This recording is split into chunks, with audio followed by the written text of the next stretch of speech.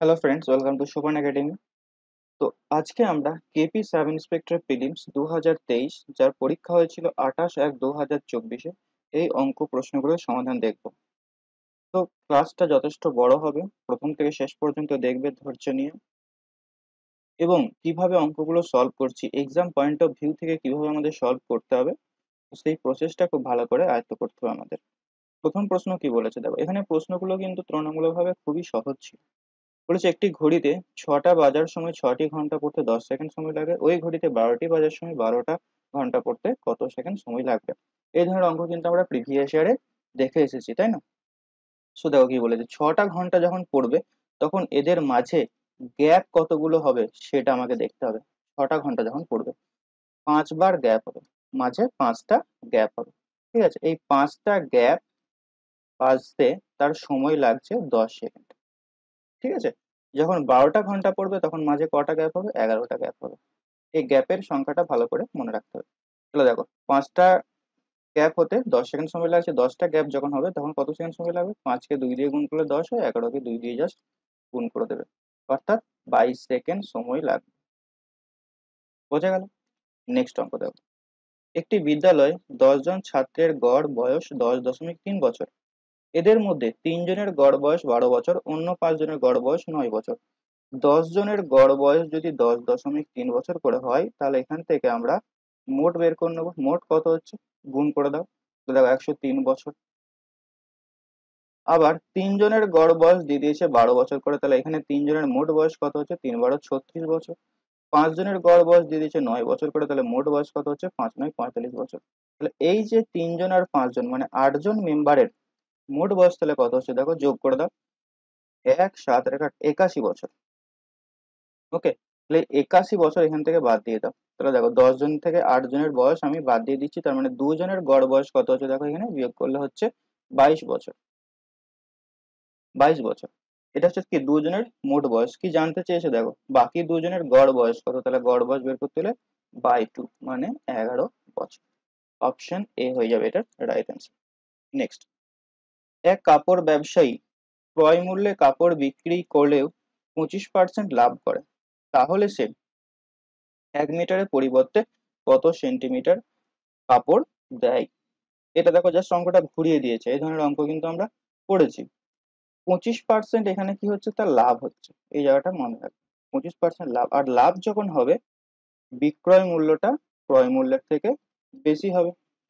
25% লাভ মানে কি, 100 টাকা যদি ক্রয় মূল্য হয় সেটা বিক্রয় করবে কত টাকায়? 125 টাকায়, বলা হয় কিনা? এখন তো এটা আমরা কি করব, অনুপাত মেথডে করব। ওপরে লিখবো এসপি, নিচে লিখবো সিপি। আমি ধরে নিচ্ছি সে 1 মিটার মানে 100 সেন্টিমিটারের পরিবর্তে সে 1 সেন্টিমিটার দিচ্ছে। 100 সেন্টিমিটারের পরিবর্তে 1 সেন্টিমিটার দিচ্ছে।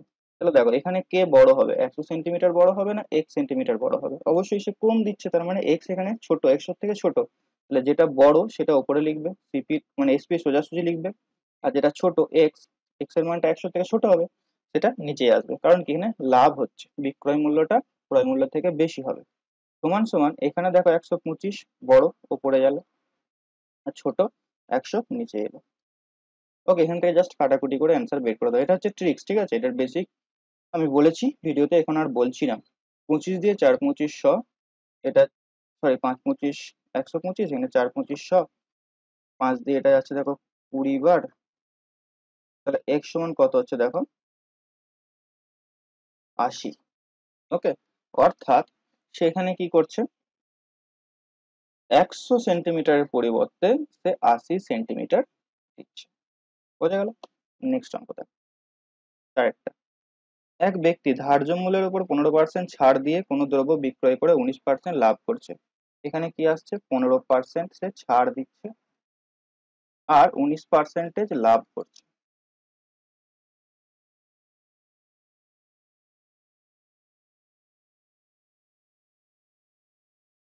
যদি কোনো ছাড় না দিত, তার কত শতাংশ লাভ হতো? এখানে আমরা অনুপাত মেথডে করব। প্রথমে লিখবো ক্রয় মূল্য, তারপরে লিখবো বিক্রয়, তারপর লিখবো লিখিত মূল্য এমপি, তারপরে লিখবো বিক্রয় মূল্য। ভালো করে বুঝলো, অনুপাত সমানুপাতের কনসেপ্ট এখানে ঢুকে থাকবে। 15% ছাড় মানে কি, ছাড় কার উপর হয়? বিক্রয় মূল্য, সরি, ছাড় কার উপরে হয়? ছাড় হয় কিন্তু লিখিত মূল্যের উপরে। লিখিত মূল্য যদি 100 টাকা হয়, 15% ছাড় দেওয়া মানে সে বিক্রি করছে 85 টাকায়। আবার দেখো সে 19% লাভ করছে। লাভ কার উপরে হয়? ক্রয় মূল্যের উপরে হয়। তাহলে 100 টাকা যদি তার কেনা দাম হয়, তাহলে সে বিক্রি করবে এখানে 119 টাকা, যেহেতু সে 19% লাভ করছে।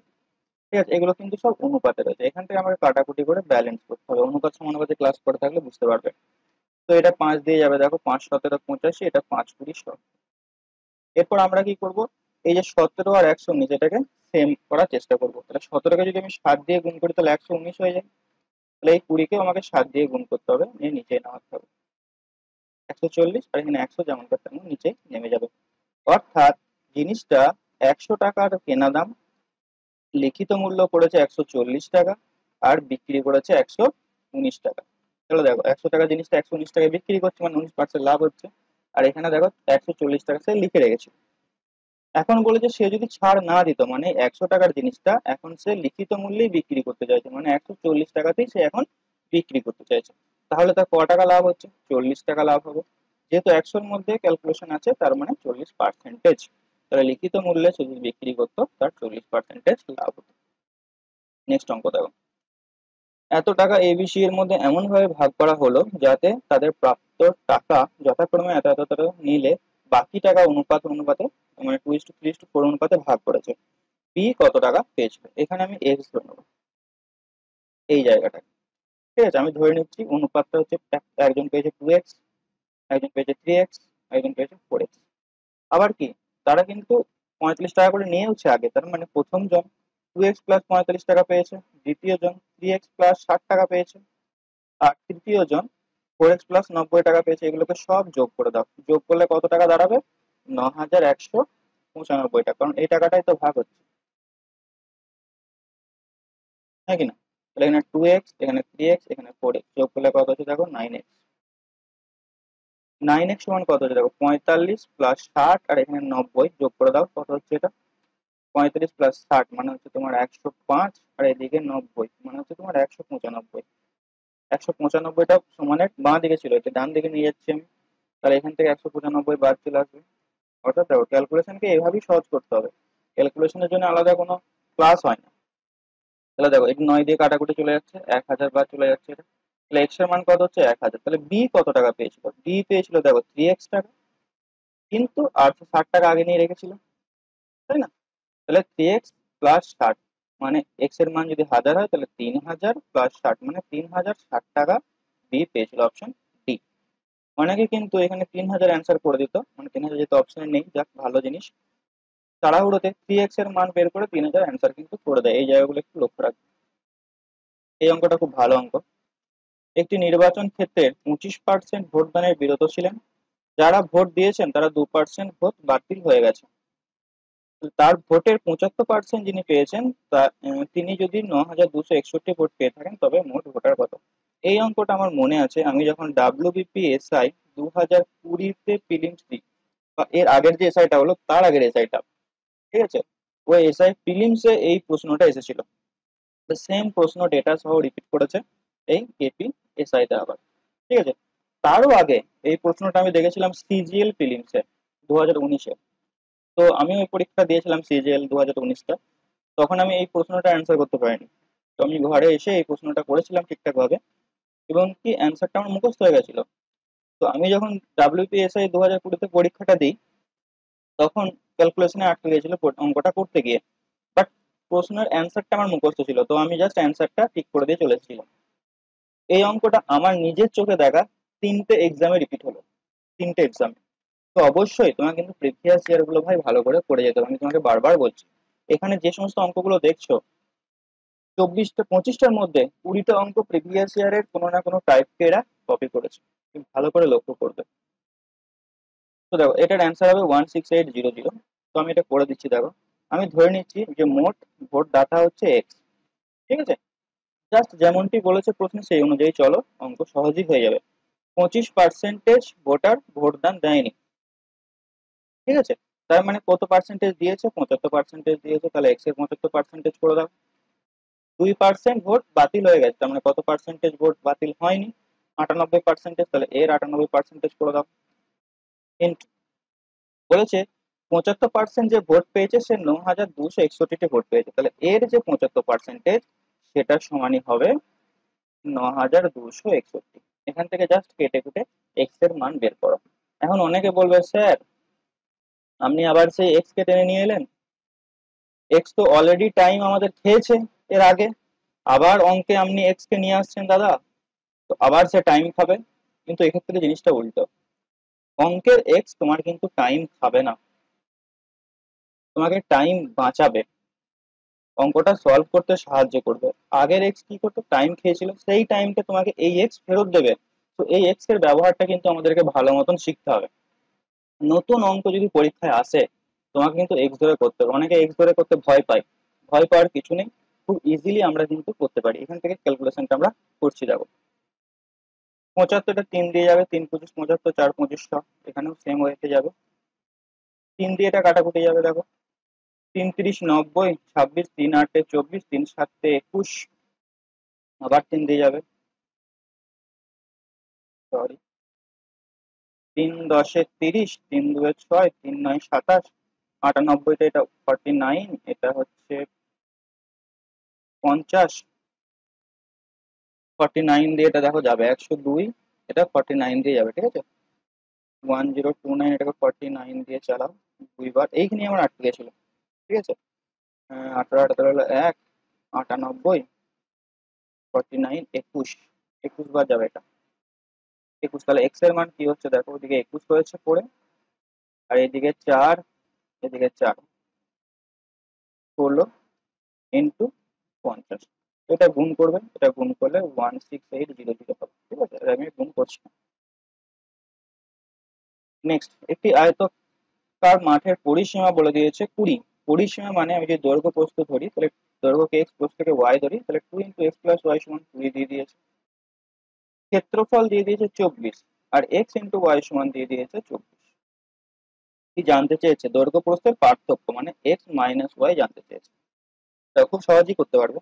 এখান থেকে 2 × x + y থেকে x + y এর মান আমরা পেয়ে যাব কত, 10, x + y 10 পেয়েছি, xy 24 পেয়েছি, x - y এর মান বের করবো। দেখো এটা সমাধান করা যায়, বাট এটা আমি ভ্যালু পুট মেথডে করবো। কিভাবে, x এর মান যদি আমি 6 ধরি, y এর মান যদি আমি 4 ধরি, তাহলে এখানে 6 + 4 10 হয়ে যাচ্ছে, আর এখানে যদি আমি গুণ করি 6 × 4 দেখো 24 চলে আসছে, ব্যালেন্স হয়ে গেল। তার মানে x এর মান এখানে 6, y এর মান 4, মানে দৈর্ঘ্য 6, প্রস্থ 4, তাহলে বিয়োগ করলে কত হচ্ছে 2, 2 হয়ে যাবে এটার অ্যান্সার। তুমি বলবে স্যার এই ভ্যালু গুলো যদি আমার মাথায় না আসে, তুমি অন্যভাবে চেক করে দেখো। তুমি যদি 3 আর 7 বসাও, দেখো আসবে না, 3 7 21 হয়ে যাচ্ছে, 24 গুণ করে তো 24 নিয়ে আসতে হবে, যোগ করে যেমন 10 আনতে হবে, গুণ করে 24 নিয়ে আসতে হবে। এটা মাথায় রাখলে তুমি অঙ্কগুলো করতে পারবে। আর এইভাবে যখন তুমি প্র্যাকটিস করবে, এইভাবে চেষ্টা করবে করার, না হলে কিন্তু অনেক সময় চলে যাবে বস। এক ছাত্র প্রথম দিন 1 টাকা, দ্বিতীয় দিনে 2 টাকা, এই করে করে মানে সে সঞ্চয় করছে। এই অঙ্কটা এখানে ভালো অঙ্ক, অ্যাডভান্স ম্যাথের অঙ্ক দিয়েছে এটা, জিওমেট্রিক প্রোগ্রেশন মানে গুণোত্তর প্রগতি যদি তোমার না করা থাকে, এই অঙ্কটা সাধারণত কেউই করতে পারবে না। প্রথমে 1 টাকা, পরের দিনে সে 2 টাকা, তারপরের দিনে 4 টাকা, তারপরের দিনে 8 টাকা, এইভাবে সে সঞ্চয় করছে। টোটাল সে 12 দিন এভাবে সঞ্চয় করছে। দেখো জিনিসটা কিরকম ভাবে সঞ্চয় করতে যাবো, দ্বিগুণ করে, মানে প্রথমে 1 টাকা সে রাখলো, তারপরের দিনে সে 2 টাকা মানে 2 গুণ, তারপরের দিনে আবার 2 গুণ 4 টাকা, তারপরের দিনে আবার 2 গুণ 4 টাকা। তো এটার যে গুণোত্তর প্রগতির ফর্মুলাটা হচ্ছে, যোগফলের ফর্মুলাটা, সমষ্টির ফর্মুলাটা, সেটা হচ্ছে এ মানে প্রথম পদ ইন্টু r⁴n বাই r-1। এখানে এ হচ্ছে 1, প্রথম পদ এ, ঠিক আছে। আর মানে রেশিও, এই যে দ্বিগুণ করে বাড়ছে প্রত্যেকদিন, আর এর মান হচ্ছে 2, আর এন হচ্ছে কত 12, টোটাল 12 দিন সে এইভাবে সঞ্চয় করছে। এখানে জাস্ট মানটা বসালে অ্যান্সার চলে আসবে। এর মান 1, আর এর মান হচ্ছে তোমার 2, 2 এর পাওয়ার হচ্ছে 12 মাইনাস 1, 2 মাইনাস 1, নিচেই তো 1 চলে আসছে, তো 2 এর পাওয়ার 12 মাইনাস 1, এটা হয়ে যাবে অ্যান্সার। তাহলে 2 এর পাওয়ার 12, এটাকে কিভাবে ভাঙছি দেখো, 12 কে আমরা 3 × 4 ভাবতে পারি, ঠিক আছে। তাহলে 2^3, এটা এর পাওয়ার আবার 4 রয়েছে, তাহলে 2^3 সমান আমি কত বলতে পারি, 8, এর পাওয়ার আছে 4, আবার 4 কে আমরা 2 × 2 ভাঙতে পারি, মানে 8-এর পাওয়ার 2 নিতে পারি, তার পাওয়ার আবার 2 নিতে পারি। তাহলে 64 × 64, এই গুণটা আমাকে করতে হবে, 64 × 64। তাহলে দেখো 64/64, জাস্ট তলায় তলায় গুণ করো, কোনো ট্রিক্স কাজে লাগাতে যাবে না। 4 × 4 = 16, 17 লাখ, 4 × 24 = 25, 4 × 24, 4 × 24 = 4, 18 হলো 2, 36, 36 আর 2 38। তাহলে 6904, 4096, এখান থেকে 1 বাদ যাবে, তার মানে অ্যান্সার হবে 4095, অপশন সি। নেক্সট 9 নম্বর প্রশ্ন কি বলেছে দেখো, যদি চক্রবৃদ্ধি সুদে কিছু পরিমাণ অর্থ 1 বছরের জন্য 5500 টাকা, 3 বছরের জন্য 6655 টাকা হয়, তবে সুদের হার কত? 1 বছরের জন্য কত বলেছে? 5500 টাকা। আর 3 বছরের জন্য বলেছে 6655 টাকা। মানে কিছু একটা টাকা, সেই টাকাটা 1 বছর পরে দেখা যাচ্ছে বেড়ে 5500 টাকা হয়েছে, মানে সুদ সহ 5500 টাকা হয়েছে। ঠিক আছে, 1 বছরের সুদ সেখানে রয়েছে, চক্রবৃদ্ধি সুদ। আবার সেই টাকাটা 3 বছরে দেখা যাচ্ছে 6655 টাকা হচ্ছে। একটা জিনিস খুব ভালো করে দেখো, চক্রবৃদ্ধি সুদের কেসটা কি হয়। চক্রবৃদ্ধি সুদে কেস যেটা হয় যে সুদের ওপরে আমরা সুদ পাই। অর্থাৎ এই যে 1 বছরে যখন 5500 টাকা হলো, পরে দেখো পরে আরো 2 বছর পাচ্ছে, নিয়ে সেটা দাঁড়িয়ে যাচ্ছে 6655 টাকা। মানে প্রথম টোটাল যদি আমি 3টে বছর ধরি, 1 2 3, এই টাকাটা প্রথম বছরে সুদে আসলে 5500 টাকা হলো, পরের বছরে কিছু একটা হবে, এবং 3 নম্বর বছরে 6655 টাকা হচ্ছে। তার মানে এই যে 5500 টাকাটাকে 6655 টাকা হচ্ছে 2 বছর গ্যাপে, 2 বছর থাকছে। ঠিক আছে, এই জিনিসটা বুঝতে পারলে অঙ্কটা তুমি সহজেই করতে পারবে। তাছাড়া চক্রবৃদ্ধি সুদের প্রায় 4 ঘন্টার একটা ক্লাস রয়েছে, 100টা প্লাস ম্যাথস আছে, তুমি যদি ওটা করো এই সমস্ত অঙ্ক খুব ইজিলি করতে পারবে। তো চক্রবৃদ্ধি সুদের যে ফর্মুলাটা হয়, অ্যামাউন্ট সমান P into 1 + r/100 whole to the power T. ঠিক আছে, এখন দেখো আমি এই যে 5500 টাকাটাকে বলতে পারি আসল পি। ঠিক আছে, 6655 টাকা, এটাকে আমি বলতে পারি এখন এ অ্যামাউন্ট, টাইম বলবো 2 বছর। ঠিক আছে, অর্থাৎ এই 5500 টাকাটা 2 বছর থেকে 6655 টাকাটা হচ্ছে। ওকে, তাহলে দেখো এখন আমি পিটাকে এ নিচে নিয়ে চলে এলাম। তাহলে এ বাই পি, এ কত? 6655, নিচে আসছে পি 5500, সমান 1 + r/100 whole to the power টি। টি মানে ওখানে 2 বছর। তো কাটাকুটি করে এটা 11 দিয়ে, 5 × 11 = 55, 500, এটা 11 দিয়ে 6 × 11 = 66, 605। ঠিক আছে, আবার 5 দিয়ে যাবে এটা 100, 5 × 12 = 60, 121। এটা সমান হচ্ছে দেখো 121/100। বোথ সাইড যদি আমি বর্গমূল করে দিই, তাহলে এই 2টা কেটে যাচ্ছে, এখানে এটা বর্গমূল হয়ে যাচ্ছে। তাহলে দেখো 1 + r/100, এটা সমান তাহলে আমি কত বলতে পারি? 11/10। ওকে, এখন দেখো এই 1টাকে আমি এদিকে মাইনাস করে নিয়ে চলে যাচ্ছি, তাহলে কত হচ্ছে এটা? 1/10। আর সমান তাহলে কত হবে? এই 100টা এখানে গুণ হয়ে যাবে, 0 কেটে যাচ্ছে, অর্থাৎ 10। 10% হয়ে যাবে এটার সঠিক উত্তর, অপশন ডি। ওকে, 10 নম্বরটা দেখো, এক ব্যক্তি তার 2 মেয়ের ব্যাংকে 15% হারে 2টি স্থায়ী আমানত এমনভাবে রাখলেন যে প্রত্যেকের বছর যখন 18 বছর হবে তখন 38,000 টাকা করে পাবে। দুটো মেয়ে আছে তার, একটা হচ্ছে ছোট মেয়ে, একটা হচ্ছে বড় মেয়ে। ঠিক আছে, বলছে তাদের বড় মেয়ের বয়স 12 বছর হওয়ায় তিনি ছোট মেয়ের থেকে 4800 টাকা বেশি রাখলেন। তাহলে ছোট মেয়ের জন্য তিনি কত টাকা রেখেছিলেন? আমি ধরে নিচ্ছি যে ছোট মেয়ের জন্য X টাকা রেখেছিলেন, বড় মেয়ের জন্য তাহলে কত রাখবেন? 4800 টাকা বেশি রাখবেন, অর্থাৎ 4800। ঠিক আছে, এখন বলেছে বড় মেয়ের বয়স 12 বছর, বড় মেয়ের বয়স 12 বছর, এবং সুদের হার এখানে দিয়েছে 15%। বলছে বড় মেয়ের বয়স যখন 18 বছর হবে তখন প্রত্যেককে 38,000 টাকা করে পাবে। তাহলে এই 12 বছরটা যখন তার বয়স 18 বছর হবে তখন সে ব্যাংক থেকে টাকাটা তুলবে, ক টাকা পাবে? বলেছে 38,000 টাকা পাবে। অর্থাৎ সে X + 4800 টাকা জমা দিয়েছিল 12 বছর বয়সে, সেটা ব্যাংকে খাটছে 18 বছর বয়স পর্যন্ত। মানে আমি বলতে পারি 6 বছর ব্যাংকে টাকাটা পড়ে থাকবে, বলা হয় কিনা?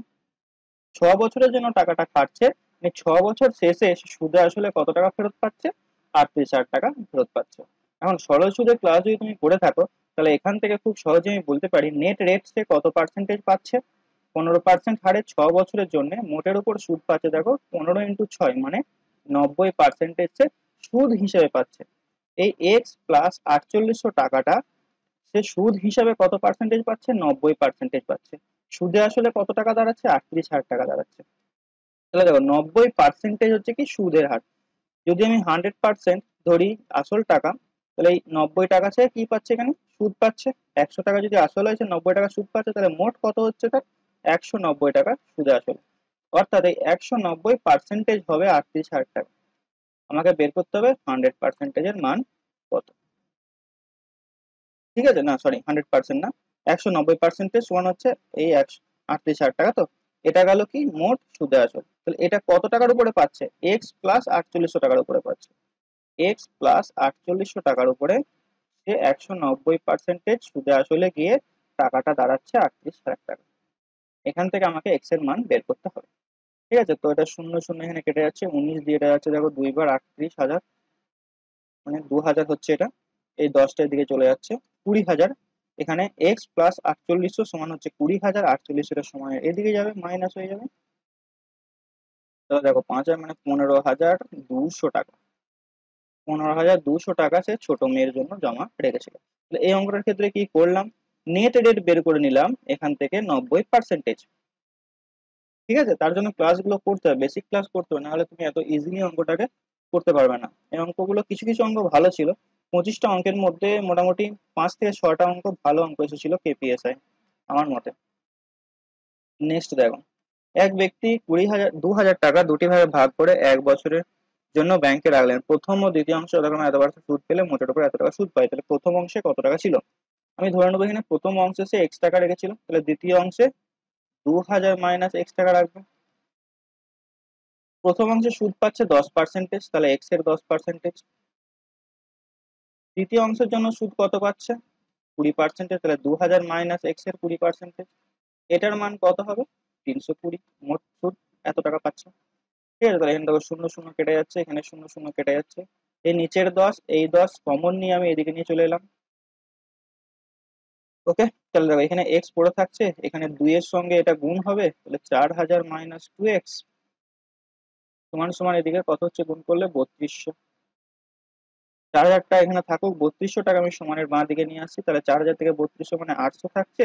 আর এখানে minus 2x plus x, minus x ওই সমানে ওদিকে গেলে প্লাস এক্স, তাহলে অর্থাৎ এক্স সমান 800 টাকা। তাহলে প্রথম অংশে কত টাকা সে জমা রেখেছিল, 800 টাকা জমা রেখেছিল। নেক্সট দেখো, এ এবং বি সাইকেলে যাবে যথাক্রমে 8 মিটার ও 5 মিটার সেকেন্ডে একই অভিমুখে রওনা দিল। কোন এক সময়ে বি এর থেকে 180 মিটার এগিয়ে ছিল। পরবর্তী 70 সেকেন্ডে তাদের মধ্যে দূরত্ব কত হবে।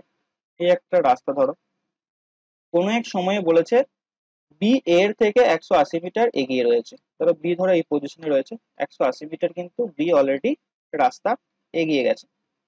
ঠিক আছে, বলছি পরবর্তী 70 সেকেন্ডে কত হবে। এ এর গতিবেগ বলেছে 8 মিটার প্রতি সেকেন্ডে আছে, আর বি এর গতিবেগ 5 মিটার প্রতি সেকেন্ডে আছে। একটা জিনিস ভালো করে দেখো, এ এর গতিবেগ 8, বি এর গতিবেগ 5, তারা একই অভিমুখে যাচ্ছে। তার মানে প্রতি সেকেন্ডে এ বি এর থেকে 3 মিটার করে এগিয়ে যাচ্ছে।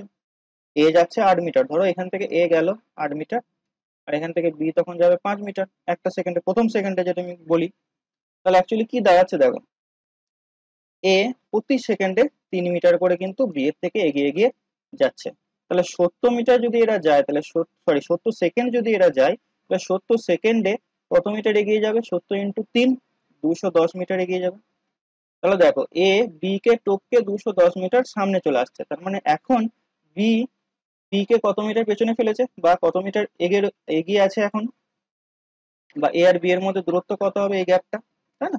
এই গ্যাপটা কত হচ্ছে দেখো, 180 মাইনাস এদিকে 210 কত হচ্ছে এটা 30, 30 মিটার গ্যাপ এখন ওদের মধ্যে হবে। নেক্সট কি বলেছে, একটি ট্রেন 45 কিমি/ঘন্টা বেগে চলেছে। বিপরীত দিক থেকে 5 কিমি বেগে আসা এক ব্যক্তিকে 18 সেকেন্ডে অতিক্রম করে। তাহলে ট্রেনটির দৈর্ঘ্য কত মিটার। একটা ট্রেন এদিকে যাচ্ছে ধরো, তার বেগ আছে 45, আর এদিক থেকে একটা লোক এসে তাকে অতিক্রম করছে 5 কিমি বেগে। তাহলে এদের মধ্যে যে আপেক্ষিক গতিবেগ সেটা কি হবে, যোগ হয়ে যাবে। কত হবে, 50 কিমি পার সেকেন্ড। এই 50 কিমি পার সেকেন্ডে ওই ব্যক্তিটিকে অতিক্রম করছে 18 সেকেন্ডে, তাহলে এটার সঙ্গে জাস্ট 18 সেকেন্ড গুণ করে দাও, অ্যান্সার চলে আসবে। যেহেতু এটা কিমি পার সেকেন্ড আছে, এটাকে মিটার পার ঘন্টাতে পরিণত করতে হবে, কত দিয়ে গুণ করতে হবে, 5/18 দিয়ে গুণ করতে হবে। কেন, কারণ বড় এককে আমরা ছোট এককে পরিণত করছি, মানে মিটার পার সেকেন্ডে পরিণত করছি। মানে 18 কেটে যাচ্ছে, 50 × 5 মানে 250 মিটার। ট্রেনটির যে দূরত্ব, দৈর্ঘ্য, সেটা হচ্ছে 250 মিটার, অপশন বি। সো দেখো, তোমরা যারা প্রিপারেশন নিচ্ছ পুলিশের পরীক্ষার জন্য, তো তাদের এই প্রিভিয়াস ইয়ার গুলো কিন্তু খুবই গুরুত্বপূর্ণ। আমরা দেখেছি এই যে এক্সাম পেপারটা হয়েছে, এখানে দেখবে প্রিভিয়াস ইয়ার থেকে প্রচুর প্রশ্ন কিন্তু কমন এসেছে একই টাইপের, মোটামুটি 20টার মতো অঙ্ক প্রিভিয়াস ইয়ার থেকে এরা একই প্যাটার্নের অঙ্ক এরা কপি কিন্তু করেছে। তো অবশ্যই তোমাকে প্রিভিয়াস ইয়ার গুলো পড়তে হবে। তো সোপান একাডেমি টোটাল 4টা বই রয়েছে, general knowledge, maths, reasoning, English. এগুলো তুমি কিনতে পারো। বর্তমানে কি অফার চলছে সেটা জানার জন্য 8926698266 আমরা যোগাযোগ করো। এখানে প্রিভিয়াস ইয়ার গুলি চ্যাপ্টার ওয়াইজ সাজানো আছে, এটা ডিটেলস রিভিউ দেখার জন্য ডেসক্রিপশনে লিংক থাকবে, বা এই যে ভিডিওটা যেটা শো করছে এটা তুমি ক্লিক করেও দেখতে পারো।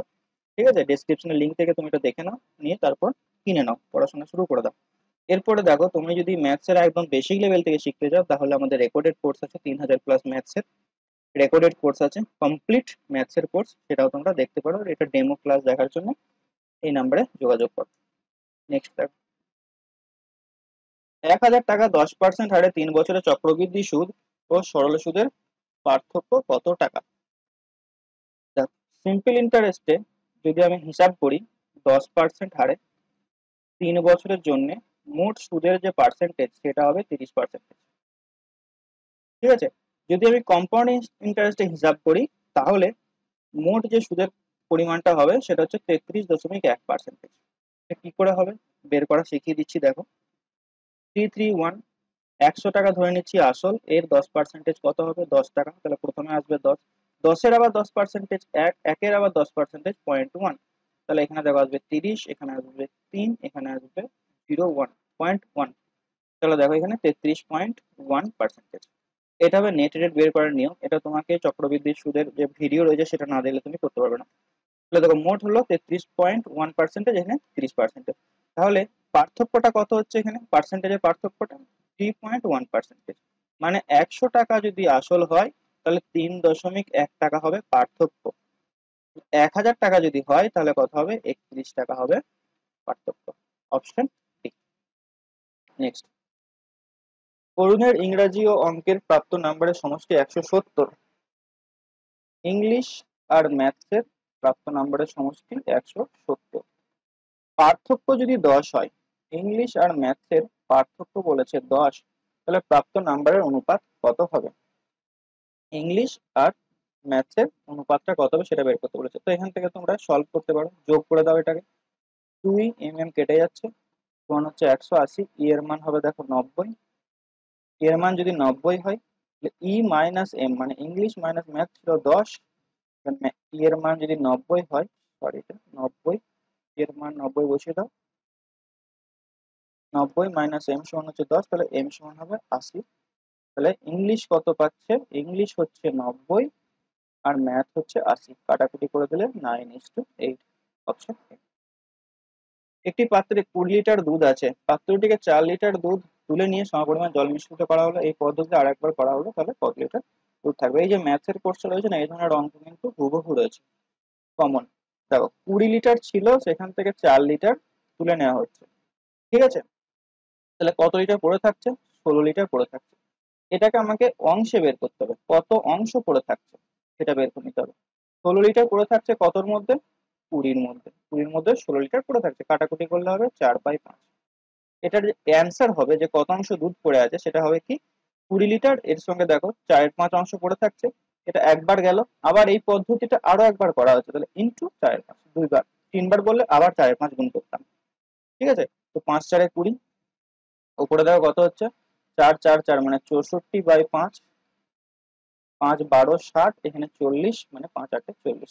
12.8 লিটার দুধ পড়ে থাকবে। এইগুলো হচ্ছে ট্রিক্স, ঠিক আছে, এগুলো তোমাকে একটু মনে রাখতে হবে।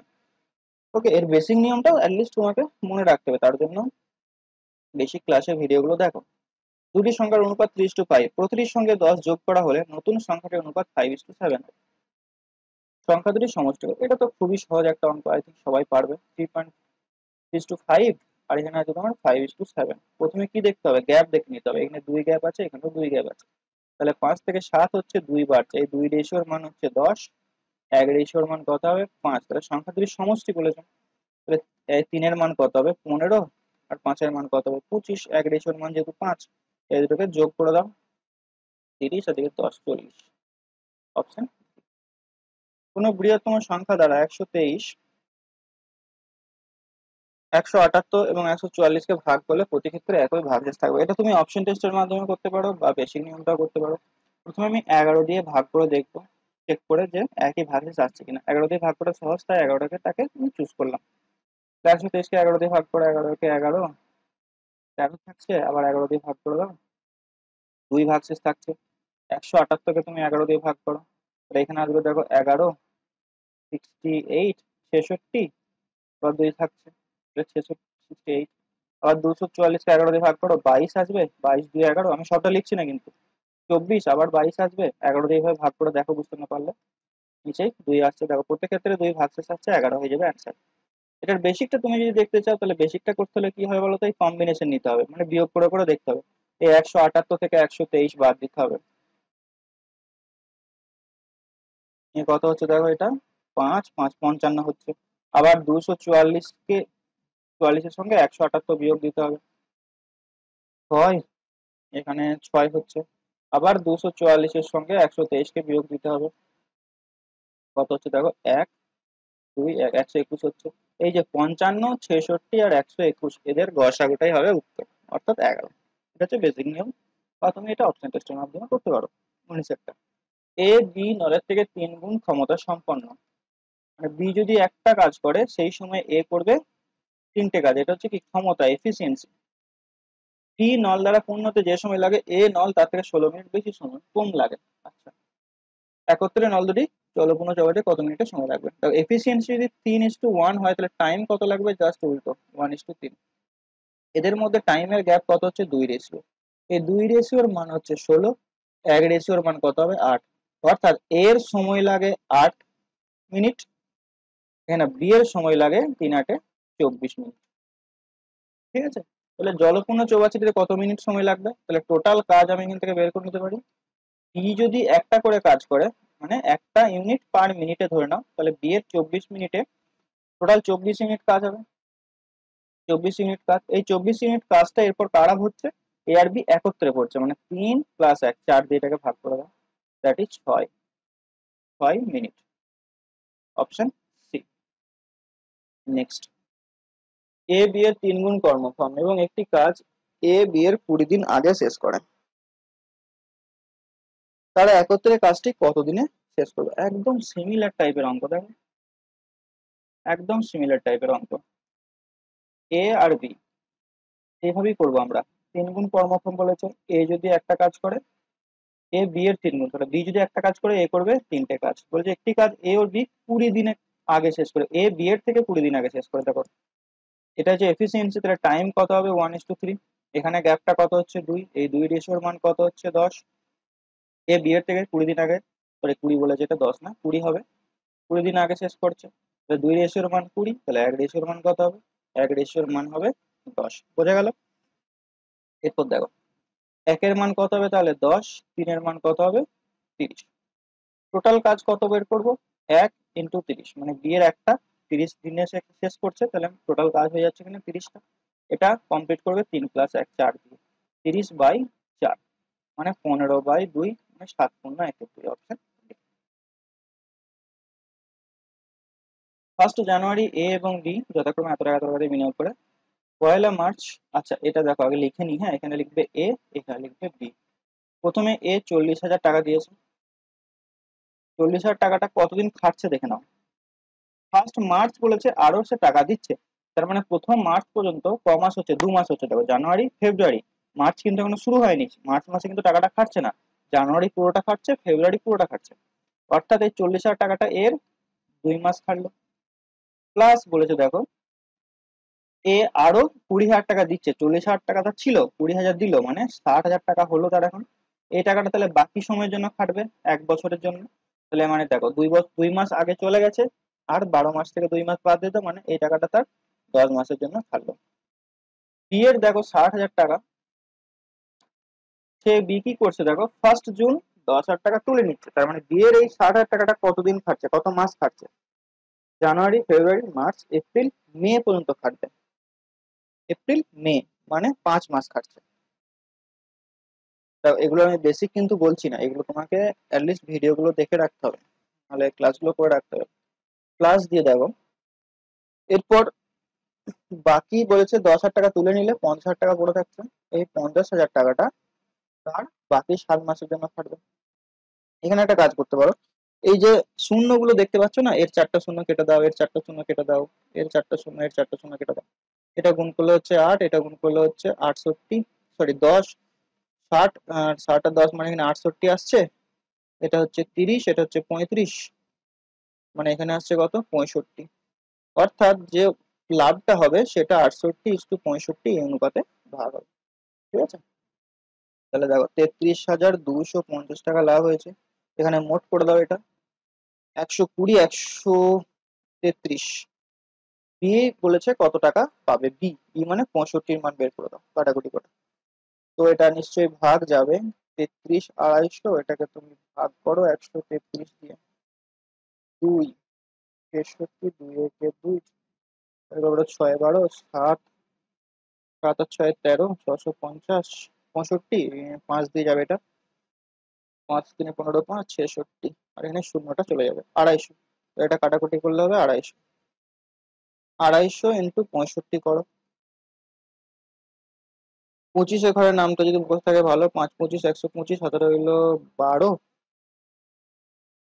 6 25 150 আর 12 মানে হচ্ছে তোমার 162, একটা শূন্য। কোনগুলো নিজের মতো করে করে নেবে, ঠিক আছে। অপশন ডি হয়ে যাবে এটা সঠিক উত্তর। সরল নির্ণয় করো সরলতম মান, তবে এটা খুব ইজি, কিভাবে করবে, এটাও সব ভেঙে নিতে হবে। 12 পূর্ণ 1/3 আমরা এভাবে ভেঙে নেবো, 12 প্লাস 1/3, ঠিক আছে। এই 10 পূর্ণ 5/6 কে আমরা ভেঙে নেবো, 10 প্লাস 5/6, আর আমি যাচ্ছি না। তো দেখো এখানে এখানে আসছে 12, এখানে আসছে 10, মানে হচ্ছে 22, 22 থেকে 7 বাদ যাচ্ছে, 1 বাদ যাচ্ছে, মানে 22 থেকে 8 বাদ যাচ্ছে। 22 থেকে 8 বাদ দিলে কত হয়, 22 থেকে 8 বাদ দিলে হয় 14, 14 রইলো প্লাস দিয়ে। এখানে দেখো 1/3 আসছে, এরপর ভগ্নাংশ গুলোকে নাও, 1/3, 5/6, তারপর 5/6, তারপর 2/3, তারপর 4/7, এই যোগটাকে এরপর তুমি করো, ঠিক আছে। দেখো কিভাবে করছি, দেখো খুব ভালো করে দেখবে। সবসময় যে নিচে লসাগু করে করতে হবে এমনটা না। এই 3কে যদি আমি 6 করি 2 দিয়ে গুণ করব, তাই উপরের 1কে আমি 2 দিয়ে গুণ করব। এই 3কে আমি 6 করি 2 দিয়ে গুণ করলাম, উপরে 2কে আমি 4 করলাম। তাহলে উপরে দেখো নিচে এগুলো সব 6 হয়ে গেছে, প্রথম তিনটে 6 6 6, নিচে 6 এলো।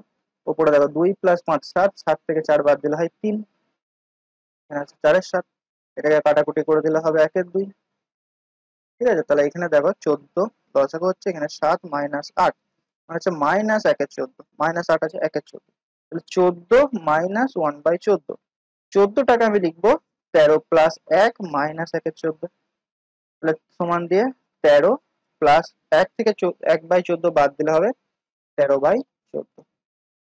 ক্লাসগুলো খুব ভালো করে করো, ঠিক আছে।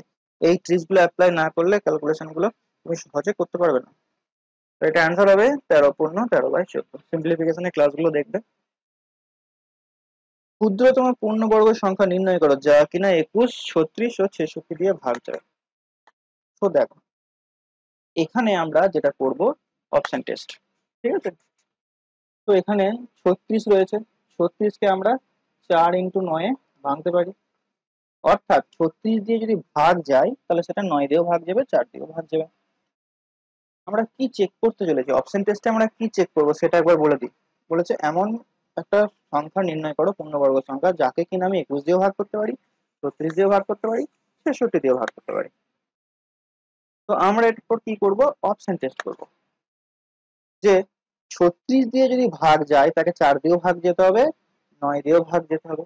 আবার 66 দিয়ে যদি ভাগ যায় তাকে 6 দিয়েও ভাগ যেতে হবে, 11 দিয়ে ভাগ যেতে হবে। এটা যে রুল, বিভাজ্যতার রুল, ঠিক আছে? এগুলো দেবে, পড়ানো আছে এই ক্লাসগুলো, বারবার আমি আর বলছি না, এই পড়ানো আছে সব এগুলো, ঠিক আছে? তো দেখো, সে কিন্তু 6 দিয়েও ভাগ যাবে, 11 দিয়েও ভাগ যাবে। ওকে, এখন আমি চেক করছি 9 দিয়ে ভাগ যাচ্ছে কিনা। অপশন গুলোকে আমাকে প্রথমে উড়াতে হবে। তো 9 দিয়ে ভাগ করার কি হয়, যোগ করে দেখতে হয় আমাকে, বা একটা ট্রিক্স আছে, 8 + 1 9, কেটে দাও। 6 6 12, এখানে 12, এটাও চলে যাচ্ছে। এটা 7 আর 2 9 চলে যাচ্ছে, এটা চলে যাচ্ছে। এটা 6 6 12, এটা চলে যাচ্ছে। 9 দিয়ে দেখো সবকটাই ভাগ চলে যাচ্ছে, ঠিক আছে? তার মানে 9 দিয়ে চেক করে আমার কোনো লাভ নেই, আমাকে তাহলে চেক করতে হবে 11 দিয়ে। 11 থেকে পাচ্ছি, এই যে 66, 6 × 11, 11 দিয়ে চেক করে দেখো। 11 দিয়ে যে রুলটা, জানো তো 11 দিয়ে রুল কিরকম হয় বলো রুলটা? আই থিঙ্ক সবাই জানো। 11 দিয়ে যে রুলটা হয় সেটা হচ্ছে একটা ছেড়ে ছেড়ে দেখতে হয়।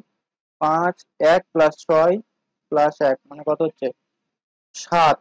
7, এখানে 1, 8, এখানে দেখো কত হচ্ছে? 5 13, 13 আর 6 19, 8 আর 19, 8 কত হচ্ছে? 11, এটা 11 দিয়ে ভাগ যাবে। 2 আর 3 5, 5 আর 4 9, 5 5 আর 4 9, তাহলে 9 - 9 0, এটাও 11 দিয়ে ভাগ যাবে। 1 + 6 7, 7 আর 2 9, 8 হচ্ছে 14, 14 হচ্ছে 18, 9 - 18 মানে হচ্ছে 9, এটা তাহলে 11 দিয়ে ভাগ যাবে না, তার মানে বি অ্যান্সার হবে না। 2 আর 4 6, 6 আর 1 7, 5 0 5, 5 হচ্ছে 11, 7 - 11 মানে হচ্ছে 6, এটাও কিন্তু 11 দিয়ে ভাগ যাবে না। তাহলে এই দুটোর মধ্যে অ্যান্সার হতে পারে, এ আর সি এর মধ্যে অ্যান্সার হতে পারে। এরপরে দেখো, এখানে ছিল 21, তাই না? 21 দিয়ে তো চেক করতে হবে। 21 দিয়ে চেক করা মানে সেটা 3 আর 7 দিয়ে যাচ্ছে কিনা চেক করবো, ঠিক আছে? তাহলে দেখো, 3 দিয়ে তো চেক করে লাভ নেই, 9 দিয়ে যাচ্ছে মানে 3 দিয়ে যাবে, এরপর 7 দিয়ে চেক করবো। তাহলে এইটাকে 7 দিয়ে ভাগ যাচ্ছে কিনা আমাদেরকে এরপর চেক করে নিই, 7 দিয়ে ভাগ যাচ্ছে কিনা। Just a minute। তো 7 দিয়ে যে ভাগ যায় তার নিয়মটা আই থিঙ্ক সবাই জানো। কি নিয়ম? 7 দিয়ে ভাগের ওই তিনটে তিনটে করে করে নিতে হয়, তাই না? এখানে দেখো 156, 861, তাহলে সরি 816, 816 - 156 করে দাও, 0, 6 5 11, আর এখানে হচ্ছে তোমার কত, 6 66, 660, 7 দিয়ে ভাগ যাবে না। এরপর আছে দেখো 213, 444, তাহলে 444 থেকে 213 বাদ দিয়ে দাও, 1 3, এখানে কত আছে 2, 231 থেকে 7 দিয়ে ভাগ যাচ্ছে কিনা দেখো। 7 3 21, আবার 21, 7 3 21, ভাগ চলে যাচ্ছে, অপশন সি হয়ে যাবে এটা রাইট অ্যান্সার। নেক্সট দেখো, এই অঙ্কটা খুব ভালো অঙ্ক, কিন্তু খুব সহজ। এবিসি একটি নদীর একই তীরে অবস্থিত তিনটি ঘাট, বি ঘাটটি এ আর সি এর ঠিক মাঝখানে অবস্থিত, এই পয়েন্টটা নোট করবে, ঠিক মাঝখানে অবস্থিত। তো ছবিটা যদি আমি আঁকি, তিনটে ঘাট আছে, বি ঘাটটা বলেছে এ আর সি এর মাঝখানে আছে। ওকে, যদি নদীর স্রোত সি থেকে এ এর দিকে যায়, সি থেকে এ এর দিকে স্রোতটা যাচ্ছে, এ থেকে বি পর্যন্ত গিয়ে আবার বি থেকে এ তে ফিরে আসতে 6 ঘন্টা 20 মিনিট সময় লাগে। মানে এ থেকে বি তে যাচ্ছে আর বি থেকে এ তে ফিরে আসছে, এ বিটাকে উল্টো দিকে করে দিচ্ছি, বি থেকে এতে ফিরে আসছে, তার সময় লাগছে 6 ঘন্টা 20 মিনিট। নৌকাটি এ থেকে সি পর্যন্ত যেতে সময় নেয় 8 ঘন্টা, এ থেকে যদি সি পর্যন্ত যায় তাহলে 8 ঘন্টা সময় নেয়। জানতে চেয়েছে সি থেকে এ তে আসতে তার কত সময় লাগবে, এই প্রথম থেকে শেষ থেকে প্রথমে আসতে কত সময় লাগবে। খুব ভালো করে দেখবে, বিটা কোথায় আছে, বি ঘাটটা মাঝে আছে, মানে এ থেকে বি এর যা দূরত্ব, বি থেকে সি এরও তাই দূরত্ব। এখন আমি যদি বলি নৌকাটা, ভালো করে বুঝবে এই জায়গাটা, হ্যাঁ? নৌকাটা এ থেকে বি এ যাচ্ছে, আবার বি থেকে এ ফিরে আসছে, নিয়ে তার সময় লাগছে 6 ঘন্টা 20 মিনিট। ভালো করে বুঝবে, এ থেকে বি এ যাচ্ছে, বি থেকে এ আসছে, 6 ঘন্টা 20 মিনিট সময় লাগছে, মানে সে অর্ধেক যাচ্ছে, এ থেকে বি যাওয়া মানে কি অর্ধেক যাচ্ছে। টোটালটা এখান থেকে যদি এতটা হয়, বি তো মাঝে রয়েছে, অর্ধেক রয়েছে, মানে অর্ধেক যেতে, অর্ধেক গিয়ে ফিরে আসতে তার 6 ঘন্টা 20 মিনিট সময় লাগছে। এখন নৌকাটাকে যদি আমি এ থেকে সি তে নিয়ে যেতাম, নিয়ে আবার যদি নিয়ে আসতাম এ পয়েন্টে, তাহলে তার কত সময় লাগতো বলো? অর্ধেক পথ গিয়ে ফিরে আসতে তার 6 ঘন্টা 20 মিনিট সময় লাগছে। সে যদি পুরো পথটা যেত মানে সি পর্যন্ত যেত, তাহলে তার কত সময় লাগতো? সে এ থেকে সি তে যেত, আবার সি থেকে এতে ফিরে আসতো, তাহলে তার সময় লাগতো দ্বিগুণ সময় লাগতো। 6 ঘন্টা 20 মিনিট, অর্ধেক যেতে লাগছে, অর্ধেক গিয়ে ফিরে আসতে লাগছে, তাহলে সি থেকে গিয়ে ফিরে আসতে তার দ্বিগুণ সময় লাগবে, বলো হ্যাঁ কিনা? সিম্পল হিসাব। তাহলে এটাকে যদি আমি 2 করে দিই, তাহলে দেখো 12 ঘন্টা 40 মিনিট সময় লাগতো, বলো হ্যাঁ কিনা? এখন দেখো বলেছে এ থেকে সি তে যেতে তার 8 ঘন্টা সময় লাগে, এ থেকে সি তে যেতে তার 8 ঘন্টা সময় লাগে। তাহলে এই 12 ঘন্টা 40 মিনিটের মধ্যে 12 ঘন্টা 40 মিনিটটা কি ভালো করে একবার বুঝে নাও। 12 ঘন্টা 40 মিনিটটা হচ্ছে এ থেকে সি তে যাচ্ছে, আবার সি থেকে এতে ফিরে আসছে।